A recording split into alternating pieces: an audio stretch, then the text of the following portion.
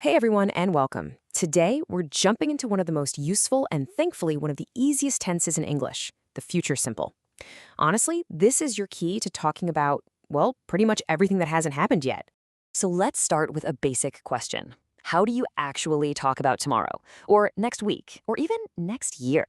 It seems simple, right? Well, it is, and we're about to break down exactly how to do it. So here's our game plan. We'll start with the two main ways to talk about what's next. Then we'll dive deep into the will future and the going to future. After that, we'll put them head to head to see when to use which. We'll even cover a quick pro tip with the word shall, and then wrap it all up. Sound good? Let's go. Okay, let's get right into it. The first thing you absolutely need to know is that when it comes to the simple future, you've really got two main tools in your toolbox. That's it, just two. And what are those two tools? Well, first, you've got will plus a verb. Super simple. And second, you have be going to plus a verb. Now, they might look kind of similar, but trust me, they each have their own specific job to do. So let's break them down, and we'll start with the one you're going to hear all the time. So let's talk about our first form, the will future. This is your number one go-to way to talk about most things that are coming up next. And the formula? Honestly, it could not be any easier. You just take your subject, I, you, he, she, we, they, whatever, add the word will, and then pop in the basic form of the verb.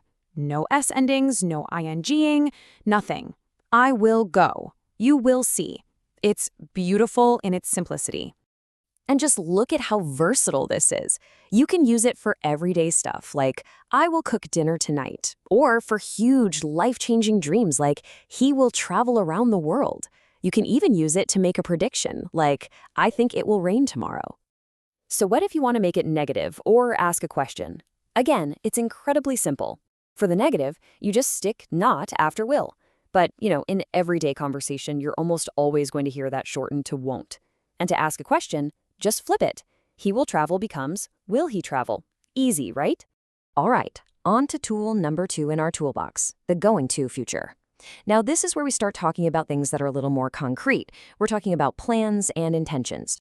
Now, the formula here has just one little extra step.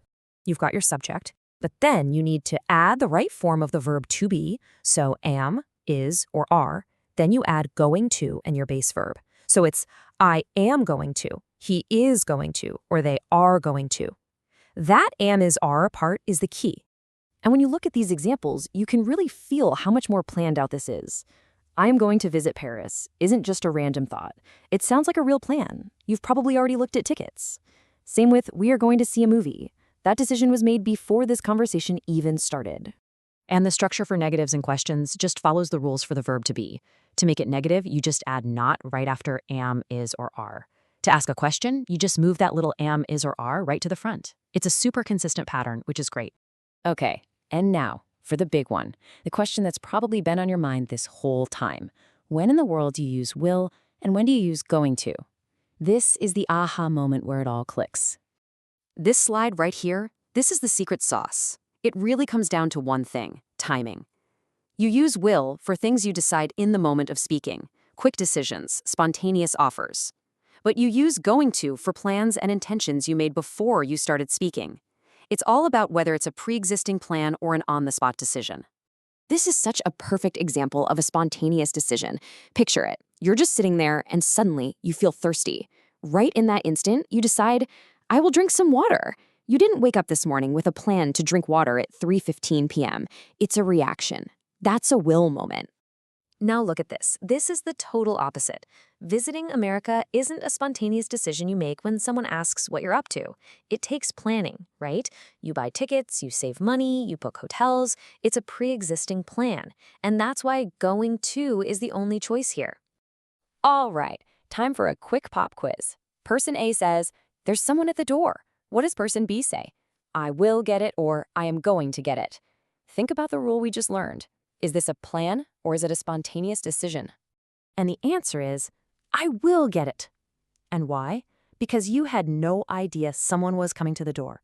You heard the knock or the doorbell, and you made an instant decision right there on the spot to go and open it. That's a classic will situation. Okay, before we wrap up, I've got a quick expert tip for you. You've probably heard the word shall and wondered, where does that fit into all this? Well, think of it as a special tool you can pull out to sound a little more polite, a little more formal. Nowadays, you'll mostly hear shall in questions with I and we. It's a really polite way to make an offer, like, it's warm in here, shall I open the window? Or to make a suggestion, like, shall we go to the cinema? You might see it in really formal legal documents, but for everyday talking, just remember it for those polite offers and suggestions.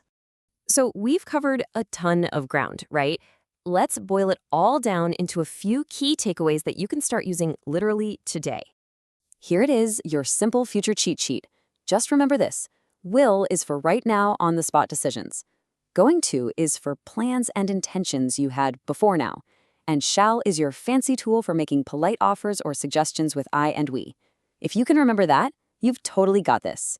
And really, that's it. You are now fully equipped with the main tools you need to talk about anything and everything that's coming next.